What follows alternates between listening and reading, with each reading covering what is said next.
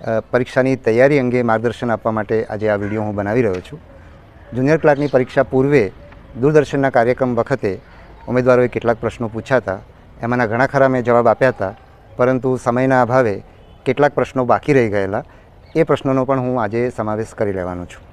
Junior ક્લાર્કની પરીક્ષા પછી પણ કેટલાક ઉમેદવારોના પ્રશ્નો આવ્યા છે, તો એનો પણ આજે સમાવેશ કરી લઈશ। તો સૌથી પહેલો જુનિયર ક્લાર્કની પરીક્ષા પછીની વાત કરું તો ઉમેદવારોએ સમય ઓછો પડવાની વાત કરી છે। તો એક ઉમેદવારનું જો સૂચન એવું હતું કે એમને અંગૂઠો કરાવવું ને એ બધામાં જે સમય જાય છે એ જો પરીક્ષા શરૂ થાય એ પહેલાં જો કરી દેવામાં આવે તો વધારે સારું। તો અમે એ અંગે વિચારણા કરી રહ્યા છીએ કે જે અંગૂઠાનું કામ છે એ જો પરીક્ષાનું પ્રશ્નપત્ર હાથમાં આવે એ પહેલાં કરી દેવામાં આવે। ઓફકોર્સ જે સુપરવાઇઝર એટલે વર્ગખંડ નિરીક્ષકે જે સહી કરવાની છે એ તો ઉમેદવારને પ્રશ્નપત્ર મળે પછી જ કરી શકાય, કારણ કે એમાં પ્રશ્નપત્રની સિરીઝ જે છે એ વર્ગખંડ નિરીક્ષકે ચેક કરવાની છે। તો આ તો અમારા પક્ષની વાત થઈ, પણ ઉમેદવારે સમયની બાબતમાં કઈ રીતે કામ કરવું એની થોડીક વાત કરી લઈએ। તો આ વખતે જે પરીક્ષા ખંડની અંદર પરીક્ષા દરમિયાન હું જતો હતો તો મેં એક વસ્તુ એવી જોઈ કે મોટાભાગના ઉમેદવારો એક એક પ્રશ્ન કરતા જાય અને એની સાથે વર્તુળ ઘાટું કરતા જાય છે। અમે પણ જ્યારે પરીક્ષા, અને આની અંદર થોડોક સમય જાય છે, મેં પણ સિવિલ સર્વિસની પરીક્ષા હું આપતો હતો ત્યારે હું પણ આ રીતે જ કરતો હતો, પરંતુ અમારે એ વખતે સમય ઘટતો નહોતો। આજે ઘણા ઉમેદવારો એવું કરતા હોય છે કે પ્રશ્નપત્રમાં ટીક કરી રાખે અને છેલ્લે પછી ઘાટું કરતા હોય છે, પણ એ પણ તમારે છેલ્લે સમય પૂરો થાય એના ઠીક સમય પહેલાં કરી લેવું જોઈએ, જેથી એવું ના થાય કે તમે ઘણા બધા પ્રશ્નો સાચા કર્યા હોય અને તમારું વર્તુળ ઘાટું કરવાનું છેલ્લે બાકી ન રહી જાય। અને બીજી વાત હું એ કહીશ કે આજે જે હું વાત કરી રહ્યો છું એ ઉમેદવારોની વિચારણા માટે કરી રહ્યો છું। હું કહું છું એવું જ કરવું એવું જરૂર નથી। દરેક ઉમેદવારની પોતાની પદ્ધતિ હોય છે। હું આજે જે વાત કરું છું એ બધી વસ્તુઓ મને બધી વસ્તુઓ કદાચ ખબર પણ ના હોય, આના કરતાં સારી વસ્તુઓ પણ ઉમેદવારો પાસે હશે, એટલે ઉમેદવાર પોતાની પદ્ધતિ જ કરે, આ વાત સાંભળી લે, એમાંથી કંઈ કરવા જેવું હોય તો કરે। ઇવન હું તો એમ કહીશ કે કશુંક નવું કરે તો પરીક્ષા પૂર્વે પ્રેક્ટિસ પેપરમાં એ કરી લે, જેથી કરીને એનાથી ખરેખર એને ફાયદો ના થતો હોય તો એ પરીક્ષામાં એનાથી એને નુકસાન ના થાય ફાઇનલ પરીક્ષામાં, તો એની પ્રેક્ટિસ કરી લે, અથવા એમાં સુધારા વધારા કરવાની જરૂર હોય અથવા નવી પદ્ધતિમાં પ્રેક્ટિસ કરવાના કારણે છેલ્લે એ ખરેખર કરી શકે। તો એક આ મુદ્દા તરફ મારે તમારું ધ્યાન દોરવાનું હતું। કેટલાક ઉમેદવારો 2 રાઉન્ડમાં કરતા હોય છે અને મને એમ લાગે છે કે કદાચ તમને ઉપયોગી થાય, કે જેથી કરીને કેટલાક વિષયો અને કેટલાક પ્રશ્નો એવા હોય કે જે તમને આવડી જાય અને એમાં તમારો સમય તમે ઝડપથી એ બધા પ્રશ્નો કરી લો, અને પછી બીજા રાઉન્ડની અંદર તમે જે પ્રશ્નો નથી આવડતા એમાં વિચાર કરીને તમે કરો, એવું પણ થઈ શકે।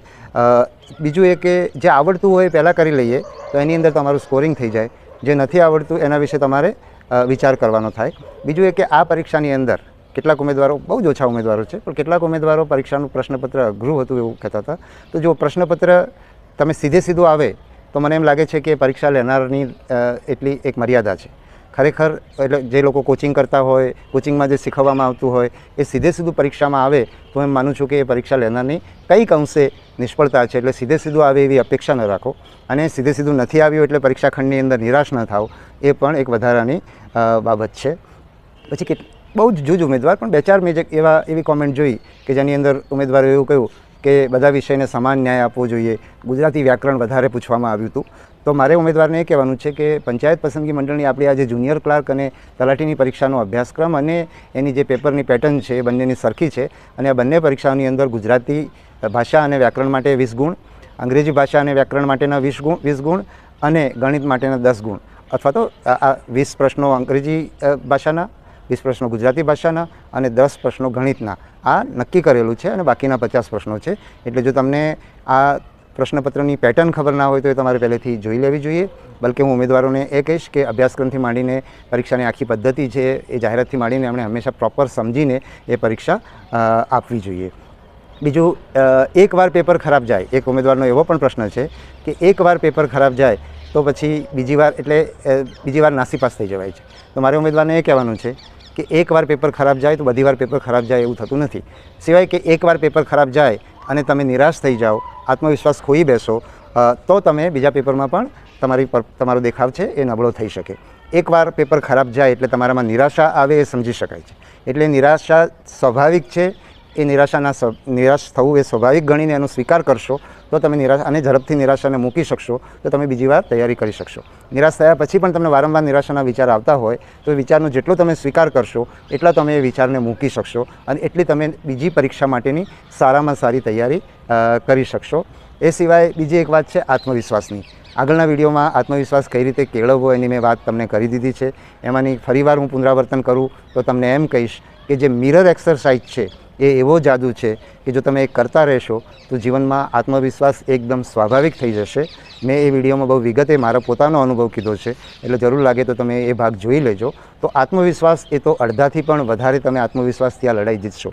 તમને ખબર છે કે તમે ગમે તેટલી તૈયારી કરી હશે તો પણ આ પ્રશ્નપત્રની અંદર તમે વાંચ્યું હશે એ જ પૂછાય છે એવું થતું નથી. સારી પરીક્ષાઓમાં એવું થતું નથી. એટલે ખરેખરી લડાઈ તો આત્મવિશ્વાસની જ છે. તમારી સામે જે પ્રશ્નપત્ર આવ્યું છે, જે પ્રશ્નપત્ર તમને ડરાવી ના જાય એ પ્રશ્નપત્રને સામે તમે બાથ ભીડો તો તમે સફળ થવાની તમારી શક્યતાઓ વધે છે. મેં અગાઉ પણ કહ્યું છે અને ફરી પણ કહું છું કે પ્રશ્નપત્રમાં શરૂઆતમાં કેટલાક પ્રશ્નો ના આવડે અથવા એક પ્રશ્નપત્રમાં ઘણું બધું નથી આવડતું એમ માની એવું લાગે તો પણ છેલ્લા પ્રશ્ન સુધી સતત પ્રયત્ન કરતા રહેવું જોઈએ. અને હવે હું જે દૂરદર્શનના કેટલાક પ્રશ્નો હતા એ મેં નોંધી રાખ્યા છે, તો એમાંથી 2-3 પ્રશ્નો લઉં છું. એક છે, અમે વાંચીએ છીએ છતાં જ્યારે પેપર સામે આવે છે ત્યારે એવું લાગે છે કે કંઈ વાંચ્યું જ નથી. દરરોજ વાંચવા છતાં જાણે કંઈ વાંચ્યું જ ન હોય એવું લાગે છે. તો અગાઉ પણ મેં કહ્યું હતું અને ફરી કહું છું કે આ જે સ્પર્ધાત્મક પરીક્ષાઓ છે એનો અભ્યાસક્રમ એક દરિયો હોય છે અને એ દરિયામાંથી જ પૂછાતું હોય છે. એટલે તમે આખો દરિયો ઉલેચી દીધો એવું ક્યારેય થવાનું નથી. તમારે તમારા આત્મવિશ્વાસ ઉપર જીતવાનું છે. ભૂતકાળની પરીક્ષાઓ, જુદી જુદી પરીક્ષાઓમાં શું શું પૂછાય છે અને એના આધારે વધારે ને વધારે એ વિષયોની પ્રેક્ટિસ કરતા રહેવી જોઈએ. હવે જ્યારે તમારી પાસે ઓછો સમય છે ત્યારે નવા વિષય, નવી માહિતી ભેગી કરવાની જગ્યાએ જેટલી માહિતી છે એને વારંવાર કરશો તો તમે એને યાદ રાખી શકશો. અને એની અંદર ઘણીવાર એવું થતું હોય કે આપણે ક્યાંક વાંચેલું છે પણ ખરેખર એક્ઝેક્ટ આવું જ છે કે એ ખબર નથી. બરાબર, એવું થાય એટલા માટે થાય છે કે તમે વાંચો છો ત્યારે એની સ્પષ્ટતા તમારા મગજમાં થતી નથી. એટલે વારંવાર જેમ વાંચશો એમ તમારા મનની અંદર સ્પષ્ટતા થતી જશે અને જેમ જેમ સ્પષ્ટતા થશે એમ પરીક્ષા ખંડની અંદર તમને એવું નહીં લાગે કે વાંચ્યું છે પણ અત્યારે બરાબર યાદ નથી આવતું. એક્ઝેક્ટ આવું છે કે આવું નથી એ ખબર નથી પડતી. તો એવું થશે, નહીં થાય એવું નથી, કારણ કે આ પરીક્ષા જે પ્રકારની છે એટલે એવું થાય તો કંઈ ગભરાવાની જરૂર નથી. પણ જેટલું તમારું વાંચન વધતું જશે અને જે કામની વસ્તુઓ છે તમે વાંચતા જશો એમ તમારે આવું થવાની શક્યતા ઓછી થશે. પછી ફેલ થયા પછી પોઝિટિવ કેવી રીતે રહેવું એક એ પ્રશ્ન છે. એ પ્રશ્ન દરેકને સતાવે છે, જીવનના દરેક તબક્કામાં દરેકને સતાવતો હોય છે. એટલે દરેક વખતે પડીને ઊભા થવાનું હોય છે અને નિરાશા આવે જ સ્વાભાવિક. આપણે માણસ છીએ, ચાવીવાળું રમકડું નથી. એટલે માણસને બધા જ પ્રકારની લાગણીઓ, ભાવનાઓ હોય જ. એટલે નિરાશા પણ એક ભાવના જ છે, એ આવશે અને આવ્યા પછી આપણે પાછું વાંચવામાં લાગી જઈએ એમ નિરાશા ઓછી થશે. તમને આવા જ્યારે નિરાશાના વિચારો આવે છે ત્યારે જો તમે તમારું કામ શરૂ કરશો તો ધીરે ધીરે તમે કામમાં પરોવાઈ જશો. આપણે કોઈકના કિસ્સાની અંદર મૃત્યુ થયું હોય ને આખા પરિવારને આઘાત લાગ્યો હોય ત્યારે પણ આપણે એ જ સલાહ આપીએ છીએ કે હવે ધીરે ધીરે કામે લાગી જાઓ. તમારું મન કામમાં પરોવાશે તો તમે એ આઘાતમાંથી બહાર નીકળી જશો. તો એ જ રીતે આ જે નિરાશા આવી છે એ નિરાશાને પકડી રાખવાને બદલે તમે પાછા કામે લાગી જાઓ તો નિરાશા તમે સહેલાઈથી મૂકી શકશો. એ જ રીતે મિરર એક્સરસાઇઝમાં પણ તમે જે સારું કર્યું છે ભૂતકાળમાં, તમારા સારા ગુણો છે, તમારી સારી આવડતો છે, એ આવડતો તમે અરીસાની સામે બોલીને તમારી જાતને આમ શાબાશી આપશો તો એનાથી પણ તમારો આત્મવિશ્વાસ વધશે અને નિરાશા ધીરે ધીરે ઓછી થતી જશે. તો આ એક છેલ્લો મુદ્દો એવો હતો કે પરીક્ષા માટે મેન્ટલી ખૂબ સ્ટ્રેસ રહે છે. તો સ્ટ્રેસ રહે એ પણ એકદમ સ્વાભાવિક વસ્તુ છે. દરેક માણસને સ્ટ્રેસ રહેતી હોય છે. એટલે અને સ્ટ્રેસ થોડીક ઉપયોગી પણ છે. જો તમને ચિંતા ના હોય ને એકદમ આપણે કામ કરીએ તો આપણે આળસ કરીએ, પૂરતો આપણું શ્રેષ્ઠ આપવાનો પ્રયત્ન ના કરીએ, વધુ વાંચીએ નહીં. એટલે એ રીતે સ્ટ્રેસ આપણને ઉપયોગી છે. પણ સ્ટ્રેસને શરણે થવાને બદલે એક્શનની અંદર લાગી જવાનું. સ્ટ્રેસમાંથી બહાર નીકળવા માટે એક્શન છે ને એ સૌથી મોટી બાબત છે. અને સ્ટ્રેસ દરેક માણસને રહે છે, તમને નથી રહેતી. બીજી એક વસ્તુ તમે પૂછી નથી પણ મને અત્યારે યાદ આવે છે, તમને કહું છું કે તમને પેપર આપ્યા પછી હંમેશા એમ લાગશે કે તમને ભૂલ થઈ ગઈ છે અને મેં આ ભૂલ કરી અને મારે આ ભૂલ નહોતી કરવી જોઈએ. તમે અપરાધ ભાવમાં પડી જશો. મારા સિવિલ સર્વિસની પરીક્ષાની જે મારો છેલ્લો પ્રયત્ન હતો એની મારે તમને વાત કરવી છે. અમારે સામાન્ય અભ્યાસની અંદર એક પ્રશ્ન એક 2 માર્ક્સના પ્રશ્નો આવતા હતા. એમાં એક પ્રશ્ન આવેલો જે આપણે અત્યારે MRI કરાવીએ છીએ, એ ટેકનોલોજી ત્યારે નવી આવી હતી અને એ MRI એટલે શું એવું કંઈક પ્રશ્ન હતો મને યાદ છે ત્યાં સુધી. અને મને MRI શું એટલે ખબર હતી એ વખતે. આજે તો બધાને ખબર છે, પણ ત્યારે પણ મને ખબર હતી. અને મેં એ પ્રશ્નમાં કંઈ ભૂલ કરી, કદાચ નહીં લખ્યો કે નથી આવડતો એમ માનીને છોડ્યો. કેટલો? એક કે વધીને કદાચ 2 ગુણનો એ પ્રશ્ન હતો 300 ગુણના પ્રશ્નપત્રમાં. અને મને પેપર પૂરું કરીને હું જ્યારે બહાર નીકળ્યો અને મેં પેપર પાછું જોયું અને મને એમ થયું કે આ 1 ગુણની મેં ભૂલ કેમ કરી. અને એ ભૂલના કારણે મને ડિપ્રેશન તો નહીં કહું, પણ હું ખૂબ નિરાશ થઈ ગયો. અને એમાંથી મારે બહાર નીકળવું પડ્યું. એમાં મેં સારો એવો સમય, કારણ કે મારું એના પછી બીજા 2-3 દિવસ પછી બીજું પ્રશ્નપત્ર હતું, એટલે એના ઉપર મને અસર થઈ. આમાં મેં 1 જ માર્ક્સની ભૂલ કરી હતી. એટલે ખરેખર તો હું સલાહ એવી આપતો હોઉં છું સામાન્ય રીતે જ્યારે આ બધી સળંગ પરીક્ષાઓ હોય છે એમાં, કે પ્રશ્નપત્ર આપીને પછી એને મૂકી દેવાનું. કારણ કે હવે પ્રશ્નપત્ર જોવાથી પ્રશ્નપત્ર સુધારવાનું નથી. એ પ્રશ્નપત્ર હવે કદાચ તમારે 4-6 મહિના પછી કે વર્ષ પછી ફરી આપવાનું થાય. ખાસ કરીને આપણે યુનિવર્સિટીની પરીક્ષાઓની વાત કરીએ તો એ પ્રશ્નપત્રને જો ફરી આપવાનું થાય ત્યારે તમારે એની તૈયારી કરવાની થાય. પરીક્ષા પૂરી થઈને પછી પ્રશ્નપત્ર જોવાથી કોઈ ફાયદો થતો નથી. એટલે એમાં પડવાની જગ્યાએ એટલે આ બધી એવી બાબતો છે જે તમને નિરાશ કરશે, તમારો આત્મવિશ્વાસ ઓછો કરશે, તમારામાં અપરાધ ભાવ લાવશે. એટલે આવું ના થાય એ માટે થઈને મેં તમને કેટલીક વસ્તુઓ કીધી છે.